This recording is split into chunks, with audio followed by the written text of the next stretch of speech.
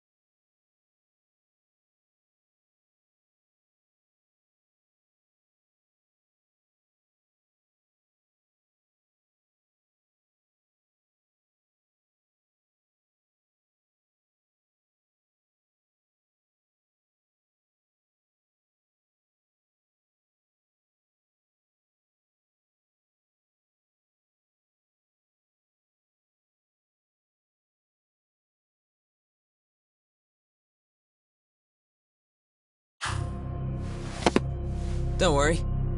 I'll give it back to you after this. I'm sure it's bugged, and we wouldn't want anyone listening in now, would we?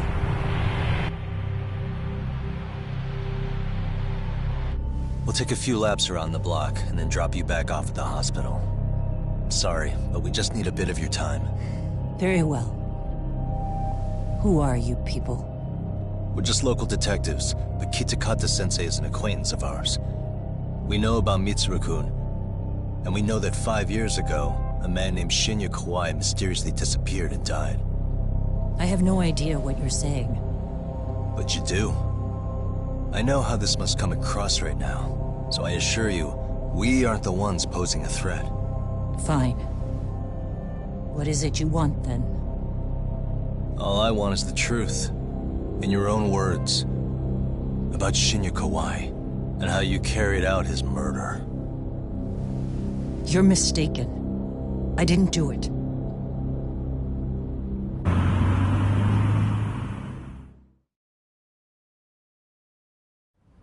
The other day you received a call from Kitakata-sensei, didn't you?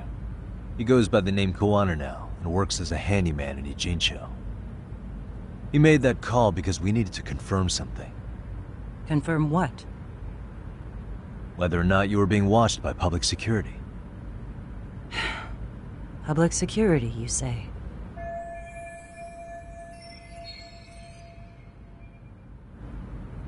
As it turns out, you are. Your cell phone is bugged. It can even use GPS to trace who's on the other end of the line.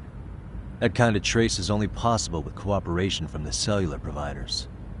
Unless you're public security, who could pull something like that off in secret. They want to hit you where you're vulnerable. And that's what you are now after Koana. Do you understand, Kusamoto-san? You must really be something special. You were never in this job for yourself. It fell into your lap as your predecessors fell like dominoes. That's why you don't owe anyone anything. You're free of constraints. And Mitsuru-kun's tragedy even gained you public sympathy on top of it. Combine all that with a capable bureaucrat like you, there's no telling what you could accomplish. You're cleaning up house, tackling the revolving door problems.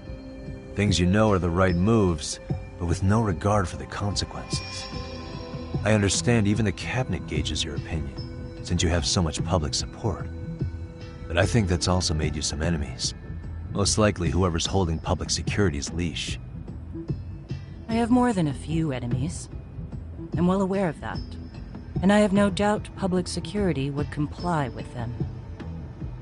To be quite frank, public security only exists to maintain the status quo.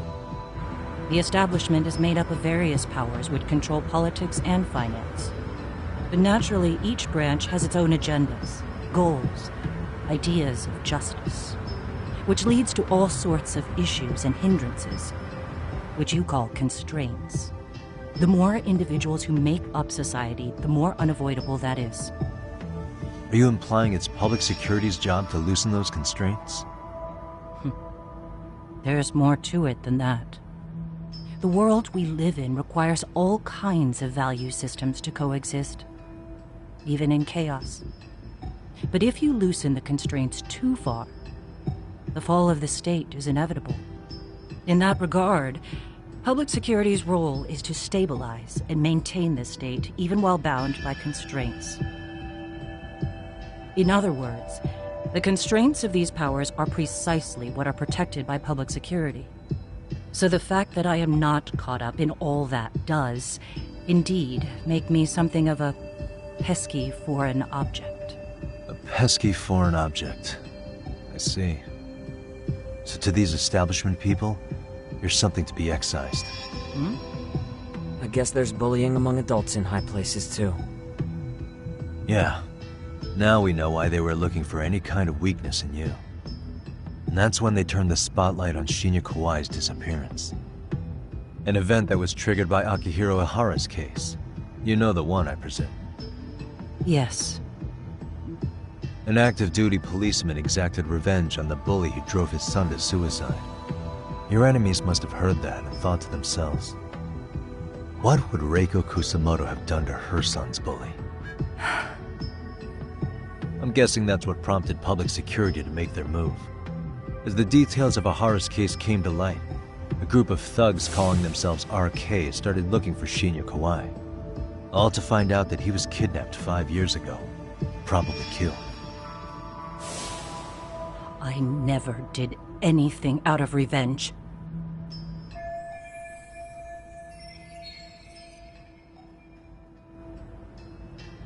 Even after finding out Kawai disappeared, public security still had to verify it. But if they found out you were involved, that'd be a win for them. They'd finally know Reiko Kusamoto's weakness. How long are you going to keep talking? As public security figured out, The bullying cases involving Toshiro Ihara and your son share a common link. That link being Sawa-sensei. She was Mitsuru-kun's classmate and Toshiro Ihara's teacher. Not only that, she was also linked to Ihara's murder victim, Mikoshiba. She was his master teacher. So, not long after the murder, RK came to Ijincho and broke into her home. That must have been when they got Kawana's name out of her. I think Sawa-sensei suspected that Kawana was involved in Mikoshiba's murder. Then Soma steps in, with his professional interrogation skills, to beat and scare her into spilling everything. Kusumoto-san, you knew she was killed, right? Kawana should have told you over the phone. Wait, are you not one of his colleagues? He said he wouldn't cause me any trouble, and that he would never call me again. Kawana and I are competitors on a temporary ceasefire.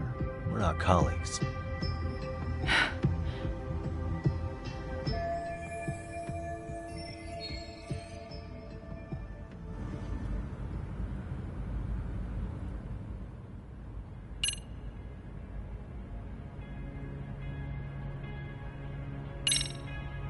Has anybody from public security contacted you? Have you been approached by any strangers?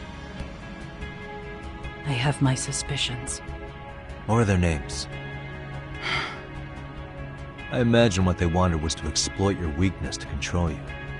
Because if all they wanted was to eliminate you, some kind of accident would be easily arranged. Yes. I suppose you're right. Do you have any idea what these people are after? And do you mind sharing? What they want is control of the pension fund, which is under the Health Ministry's jurisdiction. Pension fund?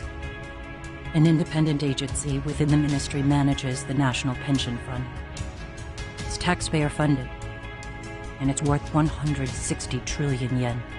What? And certain groups want to take bigger risks with that money in order to generate more profit. In other words, they want the health ministry to use taxpayer money to gamble. They believe that's the only way to rebuild Japan's faltering economy and secure the future of this country. I mean, would it work? Of course, if the gamble actually pays off. But if we lost the gamble, then we wouldn't be able to guarantee anything for the citizens of this country in their golden years. That's why the health ministry manages those funds conservatively, even if it means the returns are lower. Okay. I'm starting to understand now. You do? Don't leave me in the dust, Yagami-san. To be able to gamble all this taxpayer money to save the economy, they need a change of management. And here's Kusumoto-san, head of the office, and she's beyond the control of even the ministers. Her position has the power to take action, to override the way the pension fund is managed. But not only does Kusumoto-san have the power, she has the support of the people. If a new vice minister were to try it, they'd be stopped cold by the constraints. So that's why they wanted to find her weakness and exploit it? Exactly. And if the 160 trillion yen gamble were to fail, they could blame the whole thing on Kusumoto-san anyway. Okay. But wow, 160 trillion. I'm guessing they've already contacted you about it? That's an assumption.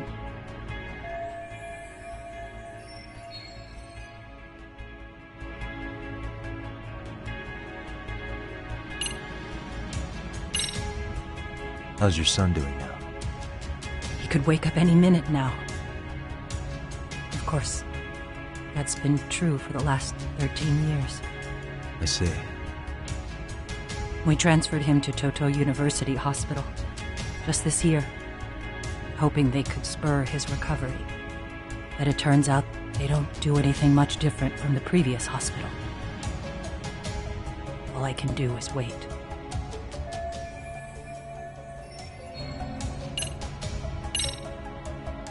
I have to ask you about Shinya Kawai. You killed him 5 years ago. With your own hands, didn't you? I understand what your feelings must be towards Kawai, but was that really the only answer? If If you've spoken to Kitakata-sensei, then you must know about the video of how Mitsuru was treated. I do. Aside from Kawai, the other students pretended like nothing happened. They took no responsibility. They put on their sad faces, and they came to visit Mitsuru at the hospital. But looking back on it now, I don't think they really wanted Mitsuru to wake up. In fact, that's what they were checking on. And what did I do? I bowed my head and thanked them. It was only later that Kitakata-sensei showed me the video. That's when I knew that those kids going unpunished was wrong. And your solution was to pull them into the quagmire? Make them accomplices in murdering Kawai? If you already know so much, what more do you need to ask?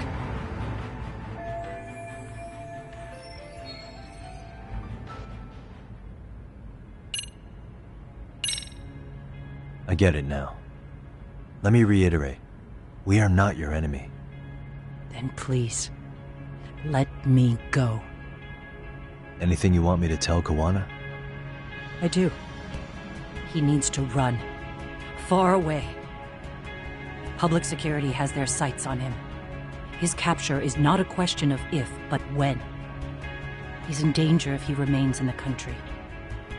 And once public security has him, they will extract everything he knows. You mean he'd be tortured? Yes. Somewhere well beyond the public eye. No one can withstand what they do. He'd tell them everything. And as for me...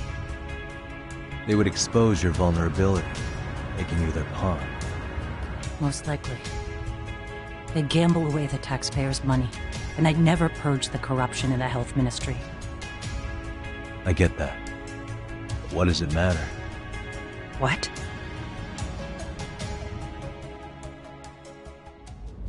Because in my opinion, you need to turn yourself in, Kusumaru-san. You want me to admit to manslaughter? You think I killed a real man? I say he was less than one. Shinya Kawai. He was little more than a subhuman brute. And you saw it. You saw what that brute did to my son. I hated Kitakata-sensei. He was an incompetent teacher. An idiot who turned a blind eye to Mitsuru being tortured. But that changed when he suddenly showed up 8 years later. And then he showed me that video. He said, every bully in that video, they deserved to be punished. That it was the only way to get closure. You took him up on it? But you of all people should have known better. True. You're right about that. I struggled with it quite a bit. It's an unconscionable act, no matter how deep your animosity runs. But Kitakata-sensei's words hung on. I couldn't get them out of my head. I saw for myself. I went to Kamurocho, where I'd heard Kawai was working, at a girls' bar. So you know, after Mitsuru jumped that day, Kawai came to me in tears to apologize. I hadn't seen him in all that time. If he'd frozen in place when he saw me, if he'd been the slightest bit apologetic, I might have been able to stay my hand. I take it he didn't do any of that. Right. He didn't even recognize my face. And that's hardly the worst part of it, actually. When he saw me, he took me for some bawdy cougar on the prowl for young men. If you've got the cash, I'll show you a good time, he said. All those tears he'd shed years earlier were a farce. But I knew that. Deep down, I'd already known that. That was it. That was the moment I lost all doubt about killing him. And as for those other kids who bullied Mitsuru, they should thank me they didn't share his fate. But that's why. That's why I don't feel like I have any sins to atone for. Every night I pray he will wake up. What more can you ask me to endure? Kawana said something similar. But you think you can repeat all that? This time say it to her. Isn't that... Sawa-san? You and Kawana can congratulate yourselves. You got vengeance on a monster. But what you're choosing not to see is that your actions had consequences for her. It's vicious. I've seen this before. Justice for one at the cost of another. Someone innocent always pays the price.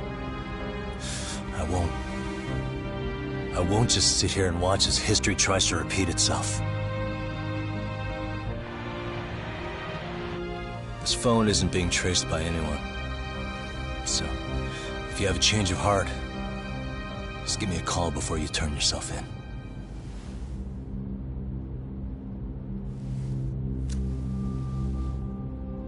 That's all I had to say.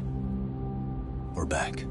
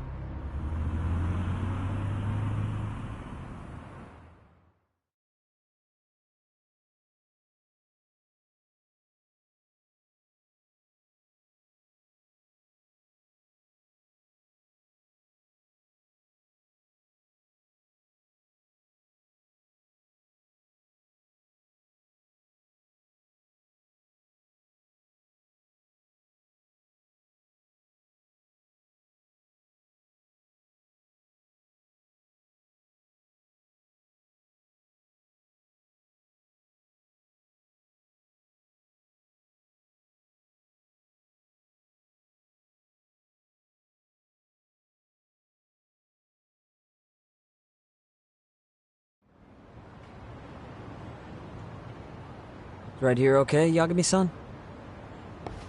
Yeah. I'm gonna go talk to Kawana. Need to tell him I met with Reiko Kusamoto. He's gonna be pissed, you know? He's gonna try to rip you a new one. That's true. So you might want to sit this one out. You sure? 'Cause I'll totally take you up on that.